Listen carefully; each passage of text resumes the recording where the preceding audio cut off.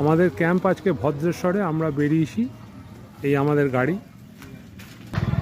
কিন্তু পথে যেতেই এই বিপদ, আমাদের এই সামনে এরকম একটা লোহার ব্রিজ থাকাতে আমাদের গাড়ি এখান দিয়ে পাস করবে না। আমরা এখনও সেই জায়গায় পৌঁছয়নি, ক্যাম্পের জায়গায়।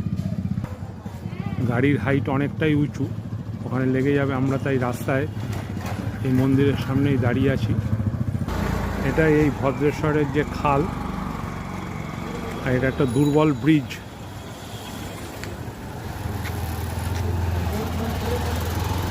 আমাদের গাড়িটা বাধ্য হয়ে এখানে পার্কিং করাতে হলো।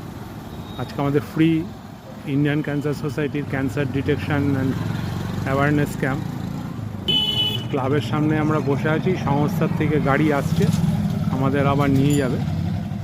এই সেই ব্রিজটা যেটা আমাদের গাড়িটা আটকে দিয়েছে।